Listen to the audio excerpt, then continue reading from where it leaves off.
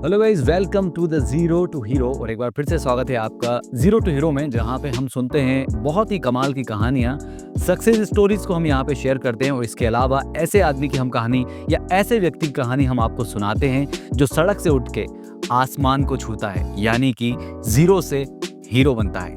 पिछले कुछ एक एपिसोड में हमने बात कुछ लोगों की नहीं की थी, कुछ फिल्म की बात की थी जिन्होंने एक बहुत ही कमाल का कीर्तिमान भारतीय फिल्म इंडस्ट्री पे छोड़ दिया है, भारतीय सिनेमा में एक अनूठा रिकॉर्ड कायम कर दिया है। लेकिन आज बात करने वाले हैं भाई एक ऐसे टॉपिक पे जहां पे एक बहुत ही करंट टाइम में भारत की क्रिकेट टीम ने इंग्लैंड की सरजमी पे जाके तहलका मचा दिया है। जी हाँ दोस्तों, मैनचेस्टर टेस्ट आप सभी को याद है, जो कि 4th टेस्ट मैच है तेंदुलकर एंडरसन ट्रॉफी का, जो कि हाल ही में भारत की और इंग्लैंड के बीच में जो सीरीज खेली जा रही है वहाँ पे 4th टेस्ट मैच हुआ है। और आप सभी को मालूम है पिछले 3 टेस्ट मैचों में बहुत ही मिला जुला प्रदर्शन हम कह सकते हैं दोनों टीमों का रहा है। हालांकि भारत ने डोमिनेट किया है, हम इस बात से बिल्कुल इनकार नहीं कर सकते हैं कि भारत ने इस सीरीज में डोमिनेट नहीं किया है। भारत ने जो पिछले 3 टेस्ट मैच थे, यानी कि 15 दिन का जो खेल हुआ, उसमें से 12 दिन भारत ने डोमिनेट किया था।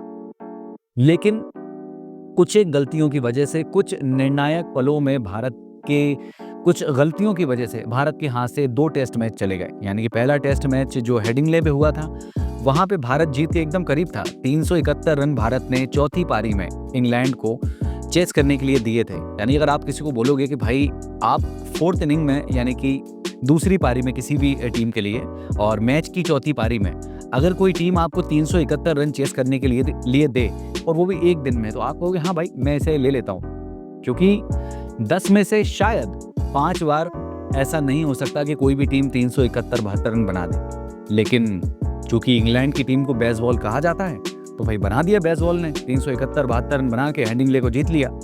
उसके बाद जब दूसरा टेस्ट मैच होता है वहाँ पे इंग्लैंड में, तो बहुत ही कमाल का प्रदर्शन भारतीय टीम करती है। पहले टेस्ट मैच में भी किया था, लेकिन दूसरे टेस्ट में जब भारतीय टीम उतरती है तो कप्तान साहब यानी कि शुभमन गिल साहब ने दोहरा शतक लगाते हैं, अगली पारी में फिर शतक लगाते हैं और भारत की एक कमाल की जीत वहाँ पे होती है। 300 से ज़्यादा रनों से भारत उस मुकाबले को जीत जाता है। अब सीरीज हो गई 1-1 से बराबर। तीसरा टेस्ट मैच आता है, यानी कि क्रिकेट का मक्का कहे जाने वाले लॉर्ड्स के मैदान पे, और वहाँ पे जाके जो होता है हम सभी ने देखा है। भाई 3 दिन तक तो ऐसा लगा था बड़ा बोरिंग सा खेल था, समझ में नहीं आ रहा था क्या होने वाला है, क्योंकि जितने रन भारत की पहली पारी में बने उतने इंग्लैंड ने बना लिए। फिर उसके बाद में इंग्लैंड जब दूसरी पारी में उतरता है तो भारतीय टीम के सामने मात्र 192 रनों का लक्ष्य रख पाता है। तब ऐसा लगा 192 देख के, अरे भाई क्या बात है यार, ये तो मतलब आराम से बन जाएगा। लेकिन जो बहस हुई उस दिन लास्ट के 4th डे में, उसने थोड़ा सा समीकरण वहां पे बदल दिया। भारत के 4 विकेट गिर गए, आप सभी को याद है। पहले दिन जब 58 रन पे भारत के 4 विकेट गिर गए तो मैच वहां पे फंस गया चौथी पारी में जाके। तब ऐसा लगा कि भाई 192 तो ऐसा लग रहा है जैसे 1992 होंगे। तो वहां पे जाके हम देखते हैं अगले दिन 5वें दिन जब भारत उतरता है तो मैच एकदम फंसा हुआ रहता है और भारत मैच हार जाता है। बहुत कोशिश करते हैं रविंद्र जाडेजा, इस पे हमने एक और वीडियो पहले बनाया है, आप चाहें तो उसे भी देख सकते हैं। रविंद्र जाडेजा वहाँ पे खूब मेहनत करते हैं, बुमराह वहाँ पे मेहनत करते हैं, सिराज वहाँ पे मेहनत करते हैं, लेकिन आखिरकार भारत 22 रनों से वो मैच हार जाता है। अब सीरीज में 2-1 से बढ़त वहाँ पे इंग्लैंड ले लेता है। यानी कि अब मुकाबले में भारत को अगर इस सीरीज में बने रहना है तो 4th टेस्ट मैच, जो कि मैनचेस्टर में 23 जुलाई से खेला जाना था, उसमें भारत को कहीं ना कहीं या तो भारत जीत जाए तो सीरीज 2-2 से बराबर हो जाए, या फिर भारत कैसे भी करके टेस्ट मैच को ड्रॉ कर दे। तब भी ऐसा हो सकता है कि भाई मुकाबला 2-1 से बना रहेगा और सीरीज के लास्ट मैच में जाके हम वहाँ पे कुछ भी कर सकते हैं। 2-2 से हम सीरीज को ड्रॉ भी कर सकते हैं अगर लास्ट टेस्ट मैच हम जीत जाएं तो 5वें टेस्ट में। तो मैच शुरू होता है मैनचेस्टर में और हमेशा की तरह भारत फिर से टॉस हार जाता है। भाई बहुत दिन हो गए यार टॉस जीते हुए, पता नहीं आखिरी बार कब टॉस भारत ने जीता था। मुझे ऐसा लगता है कम से कम 12-13 मैच से भारत ने टेस्ट मैच में टॉस नहीं जीता है। तो इस तरह से मुकाबला चलता है, भारत टॉस हार जाता है। पहले बल्लेबाजी करने के लिए इंग्लैंड उतरता है और पहली बल्लेबाजी करने के लिए भारतीय टीम को न्योता मिलता है और भारत की टीम लड़खड़ाते हुए जैसे तैसे करके 358 रन बनाता है। अब उसी मैच में आपने देखा होगा कि एक कमाल का 50 रन यशस्वी जायसवाल के बल्ले से आता है। सुदर्शन को जो कि लेके आया गया था करुण नायर की जगह पे, वे अच्छा प्रदर्शन करते हैं, 61 रनों की पारी खेलते हैं। इसके बाद में ऋषभ पंत आते हैं, हालांकि वो जो पैर में एक खतरनाक चोट उन्हें लगती है, पैर उनका फ्रैक्चर हो जाता है और स्ट्रेचर से उन्हें बाहर लेके जाते हैं। तब ऐसा लगा था कि भाई अब ऋषभ पंत बल्लेबाजी करने के लिए नहीं आएंगे। आई थिंक कुछ लोगों को तो ये भी लगा होगा कि भाई अब तो ऋषभ पंत रूल आउट हो गए होंगे, पूरी सीरीज से बाहर हो गए होंगे। लेकिन जब भारत की टीम खेल रही थी और दूसरे दिन जब बल्लेबाजी करने में उन्हें ज़रूरत पड़ी, तो ऋषभ पंत अपने टूटे पैर के साथ में बल्लेबाजी करने उतरते हैं और लाखों दर्शकों का मन मोह लेते हैं अपनी उस जाबाज पारी, हम कह सकते हैं। वहाँ पे पारी भले ही छोटी थी, लेकिन जो हौसला, जो धैर्य, जो अग्रेशन, जो ताकत उन्होंने दिखाई, स्पोर्ट्समैन स्पिरिट वहाँ पे जो दिखाई, वो देखने लायक थी यार। बल्लेबाजी करने उतरते हैं और कमाल का एक 50 वहाँ पे जड़ते हैं ऋषभ पंत, और ऐसे करते हुए भारत की टीम 358 रनों का लक्ष्य वहाँ पे इंग्लैंड के सामने लेके आती है पहली पारी में। और इंग्लैंड जब बल्लेबाजी बल्लेबाजी जब भारत करता है तब ऐसा लगता है कि यार मुश्किल पिच है, बहुत कठिन पिच लगती है, और ऐसा लग रहा था कि 358 भी काफ़ी है।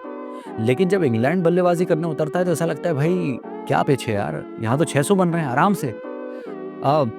पहले नंबर तो हम देखेंगे कि वहाँ पे जैक रॉली और बेन डकेट के बीच में कमाल की साझेदारी होती है। दोनों हालांकि अपने शतक से चूक जाते हैं, और जिसके बाद में जो रूट, यानी कि वर्तमान समय के सर्वकालीन सबसे बेहतरीन, हम कह सकते हैं कि टेस्ट बल्लेबाज जो रूट वहाँ पे एक शतक लगाते हैं, 150 रन भी बनाते हैं। और इसके अलावा पहली पारी में 5 विकेट लेने वाले बेन स्टोक्स, इंग्लैंड के कप्तान, वो भी वहाँ पे कमाल का प्रदर्शन करते हैं और 141 रनों की पारी खेलते हैं। और ऐसे करते हुए पूरी की पूरी इंग्लैंड की टीम 669 रन बनाती है, यानी कि 300 से ज़्यादा रनों की लीड वहाँ पे लेती है इंग्लैंड की टीम। और लगभग 3 से साढ़े 3 दिन का खेल खत्म हो चुका था, क्योंकि चौथे दिन इंग्लैंड की पारी जब लंच से थोड़ा सा पहले जब समाप्त होती है, तब तक 669 रन इंग्लैंड ने बना लिए थे और 300 से ज़्यादा रनों की लीड वहाँ पे इंग्लैंड ने ले ली थी। अब भारत के पास में 2 चॉइस थी, मतलब चॉइस तो हम कह सकते हैं कि सिर्फ एक ही थी कि भाई अगर मान लो भारत के पास में आज के दिन के 60 ओवर हैं और नेक्स्ट डे यानी कि 5वें दिन के भी 90 ओवर है, भारत को 150 ओवर बल्लेबाजी करना है। अब 150 ओवर में भारत या तो 600 रन बना ले और फिर 300 रन का टारगेट इंग्लैंड को दे दें। अब आप 150 ओवर में कितना काम कर सकते हैं? या तो इंडिया के सामने सबसे बड़ा संकट था कि भाई जो 300 से ज़्यादा रन की लीड इंग्लैंड ने ली थी, क्या भारत वो 300 रन की लीड तक भी पहुंच सकता है, या 300 रन भी बना सकता है कि नहीं बना सकता है? अगर नहीं बनाता तो भारत पारी से भी हार जाता, क्योंकि इंग्लैंड की तो एक ही पारी हुई थी। तो भारत के सामने संकट था कि भारत कैसे भी करके 2 दिन बल्लेबाजी करे और इस टेस्ट मैच को ड्रॉ कराए, क्योंकि इसके अलावा भारत के पास कोई भी चॉइस नहीं थी। भारत बल्लेबाजी करता है, वहाँ पे उतरते हैं यशस्वी जायसवाल और केएल राहुल, और मैच की सिर्फ चौथी गेंद पे यशस्वी जायसवाल कैच आउट हो जाते हैं बॉक्स की गेंद पे। एक कमाल का वहाँ पे कैच आउट वहाँ पे करवाते हैं बॉक्स यशस्वी जायसवाल को 0 पे। इसके बाद बल्लेबाजी करने उतरते हैं हमारे दूसरे ही टेस्ट मैच खेल रहे साई सुदर्शन, वो भी 0 पे अगली गेंद पे आउट हो जाते हैं। अब भारत के सामने तो संकट ये था कि 0 पे 2 विकेट, ऐसा लग रहा था मानो आज का दिन का जो 60 ओवर का खेल है, शायद भारत आज ही मैच हार जाएगा। लेकिन दोस्तों बल्लेबाजी करने उतरते हैं भारत के कप्तान शुभमन गिल, और केएल राहुल जब बल्लेबाजी करते हैं तो बहुत धैर्य के साथ में धीरे धीरे करके बल्लेबाजी करते हैं, धीरे धीरे स्कोरबोर्ड को आगे बढ़ाते हैं और खेलते हैं।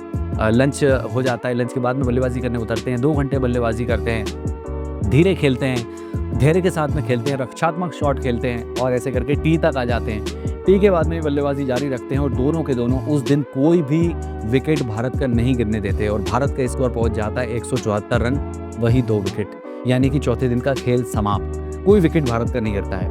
अब 5वें दिन का खेल शुरू होता है। अब भारत को सबसे ज़्यादा टेंशन ये थी कि भारत अभी भी शायद 137 रनों से पीछे था 5वें दिन, और भारत के सामने पूरे 90 ओवर का खेल बाकी था। अब कैसे, या तो भारत 137 रन बना ले, या अगर 137 रन नहीं बनाए तो भारत मैच उसी समय हार जाता।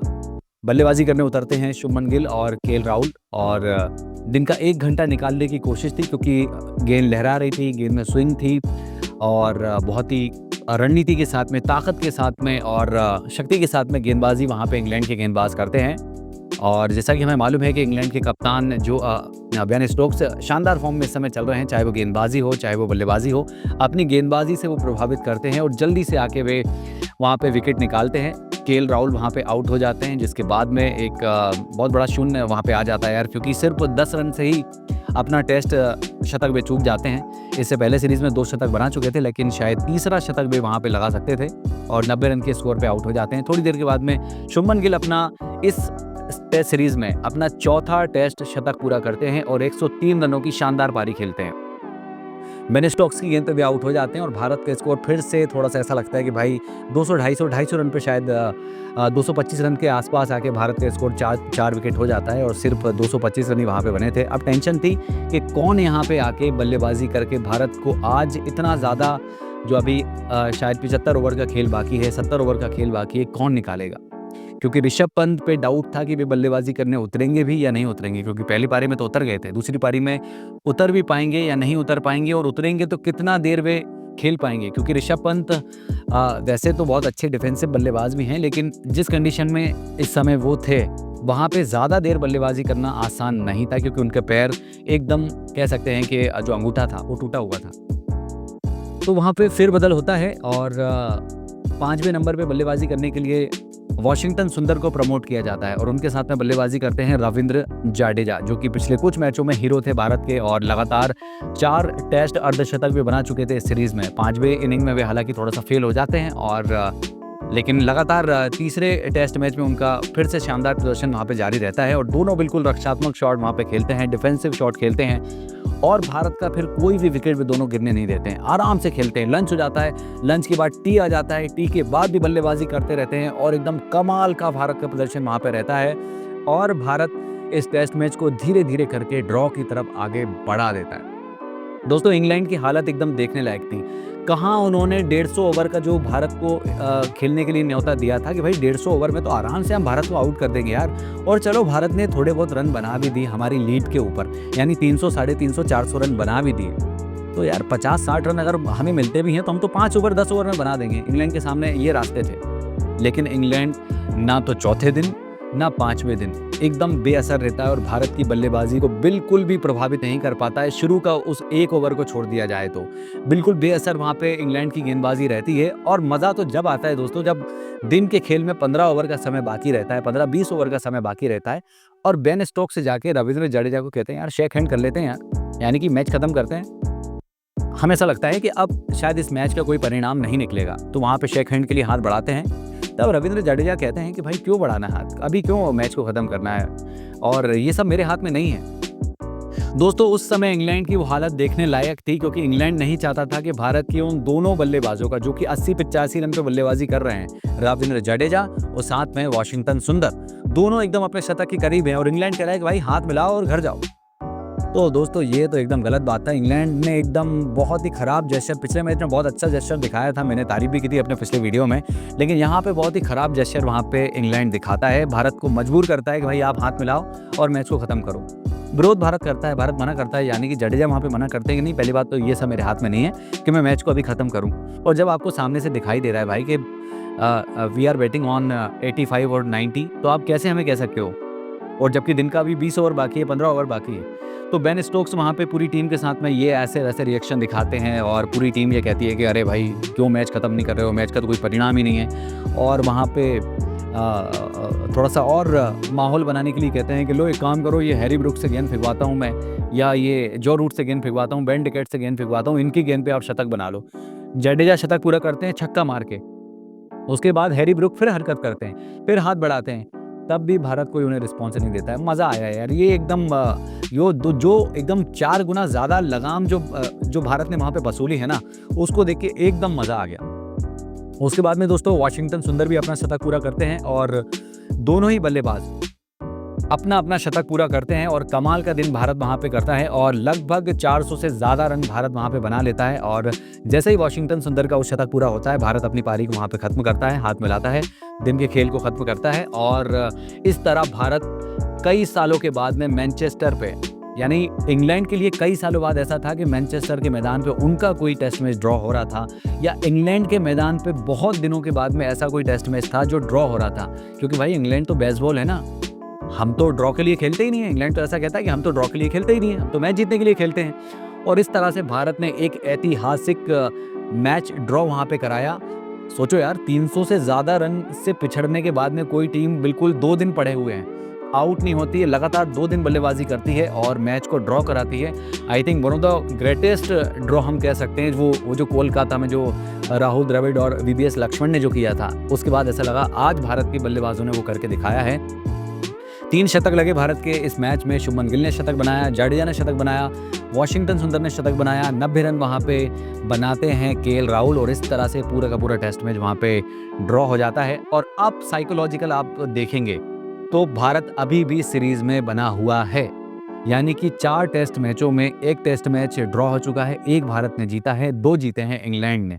अभी भारत के पास में मौका है, क्योंकि भारत ओवल के मैदान पे जाएगा एक अच्छे साइकोलॉजिकल एडवांटेज के साथ में, क्योंकि उसने टेस्ट मैच को ड्रॉ करके आई है यार, और भारी भरकम मात्रा से, मतलब हम कह सकते हैं कि जो मैच पूरा का पूरा इंग्लैंड के हाथ में था, बिल्कुल एकदम अपने उनके जबड़े में से एकदम जीत को खींच के निकाल लिया भारत ने और मैच को ड्रॉ कराया। तो इस तरह से एक साइकोलॉजिकल एडवांटेज लेके भारत वहाँ पे जाएगा। और अगर कहीं अरे बिल्कुल जीतेगी यार, ओवल के मैदान पे भारत ने अगर जीत दर्ज की तो 2-2 से दोस्तों ये सीरीज़ भारत की बराबर हो जाएगी और ये सीरीज़ किसी के भी हक में नहीं जाएगी। और लेकिन मनोवैज्ञानिक तौर पे अगर आप देखेंगे तो इस टेस्ट मैच में, इस सीरीज़ में भारत की जीत मानी जाएगी। अगर भारत ओवल का वो जो टेस्ट मैच है अगर उसे जीत ले तो सीरीज़ भारत की मानी जाएगी।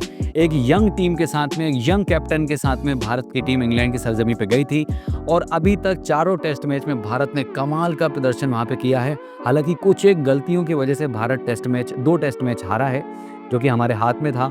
लॉर्ड्स का वो टेस्ट मैच जहाँ पे हम 22 रनों से हारे, वो पूरा का पूरा टेस्ट मैच भारत के हाथ में था। अगर वो टेस्ट मैच जीता होता तो दोस्तों सोचिए, आज भारत 2-1 से आगे होता और इस सीरीज़ में बहुत कुछ इस समय घट रहा होता। लेकिन कोई नहीं, अगर हमारे पास में मौका रहा और किस्मत ने साथ दिया और हमारे बल्लेबाजों ने, गेंदबाजों ने अगर भरपूर मेहनत की तो ज़रूर वो ओवल का मैदान हम फतेह करेंगे और इस सीरीज़ को 2-2 से बराबर करेंगे। और साथ में साइकोलॉजिकल तरीके से देखा जाएगा तो हर व्यक्ति, हर क्रिकेट फैंस, हर क्रिकेट को समझने वाला आदमी ये ज़रूर मानेगा कि भारत इस सीरीज़ को जीत के लौटा है। अगर ये सीरीज़ बराबर पे छूटती है तो दोस्तों कमाल का ये कह सकते हैं कि मैनचेस्टर का जो टेस्ट मैच था वो कमाल का टेस्ट मैच रहा और बिल्कुल मज़ा आया।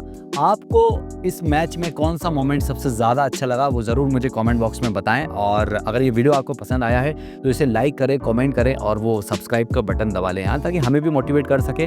कुछ और भी कहानियाँ आपके लिए लेकर आएंगे। अगर आप चाहते हैं किसी व्यक्ति विशेष पे आप कोई सक्सेस स्टोरी को सुनना चाहते हैं तो उस व्यक्ति का नाम, उस सेलिब्रिटी का नाम, उस जो भी जिसके भी बारे में आप सुनना चाहते हैं उसका नाम कमेंट बॉक्स में ज़रूर टाइप करें।